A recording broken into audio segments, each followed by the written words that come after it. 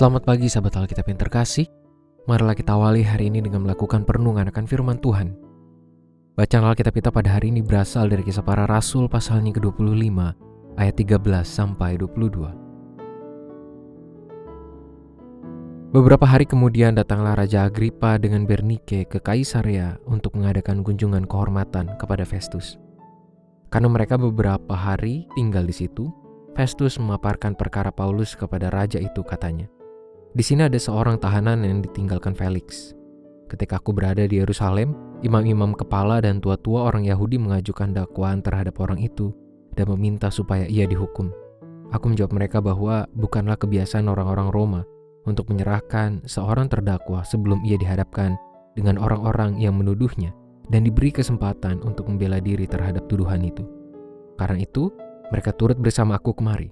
Keesokan harinya aku segera mengadakan sidang pengadilan dan menyuruh menghadapkan orang itu.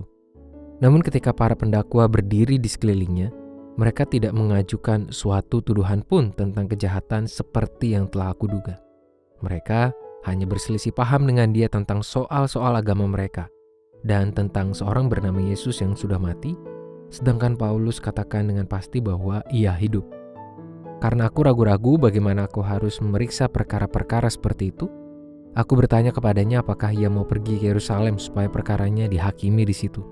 Namun, Paulus naik banding. Ia minta supaya ia tinggal dalam tahanan sampai perkaranya diputuskan oleh Kaisar. Karena itu aku menyuruh menahan dia sampai aku dapat mengirim dia kepada Kaisar.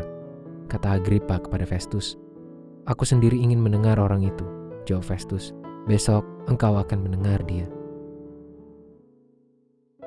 Sahabat Alkitab, kita memang telah melihat sosok Festus sebagai pemimpin yang agak mencari aman, khususnya terkait perselisihan dari sejumlah pemimpin agama Yahudi terhadap Paulus. Hal ini pun terbukti kembali pada ayat 18-20, yakni ketika Festus menceritakan perihal kasus tersebut kepada Raja Agripa.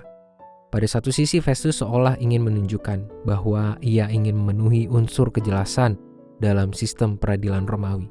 Namun pada sisi lain testimoni dari Festus itu sendiri justru telah menunjukkan bahwa ia tidak berani mengambil sikap atas sesuatu yang sudah jelas karena ketakutan terhadap orang banyak.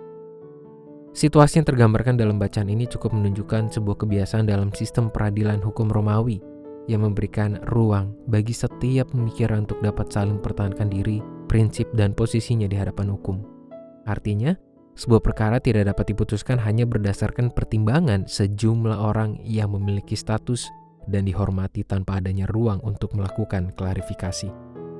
Oleh sebab itu, klarifikasi pun menjadi unsur penting dalam proses peradilan agar setiap penilaian dan putusan yang diberikan dapat menghadirkan kehadiran yang maksimal. Meskipun memang tidak dapat dipungkiri bahwa di dalam sistem yang sangat baik sekalipun, tidak menutup kemungkinan hadirnya oknum-oknum yang berusaha untuk memanipulasi keadilan dengan menggunakan kuasa dan harta. Sahabat Alkitab, terlepas dari sikap Festus tersebut, namun pada bacaan ini kita telah diingatkan tentang sikap terhadap kebenaran. Secara khusus bagi umat Tuhan kita perlu memahami kebenaran dan berani mengambil sikap untuk memperjuangkannya. Hal ini idealnya dapat menjadi bagian dari cara pandang yang juga mewujud melalui sikap hidup keseharian. Kita perlu kritis dan memiliki keberanian untuk memenuhi hal itu, mengingat tidak sedikit orang yang memahami kebenaran namun takut untuk mempertahankannya di tengah himpitan kerumunan orang yang menolak nilai-nilai kebenaran. Marilah kita berdoa. Ya Tuhan, berikanlah kami keberanian dalam menyuarakan kebenaran. Tuhan, tolonglah kami untuk mewujudkan setiap nilai-nilai kebenaran itu yang selaras dengan firman Tuhan.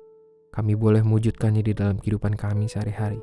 Kami boleh berani dan terus berjuang meskipun banyak orang berusaha untuk menutup kebenaran. Biarlah kami boleh menjadi suluh kebenaran-Mu. Hanya di dalam nama Tuhan kami Yesus Kristus kami berdoa dan menyerahkan kehidupan kami.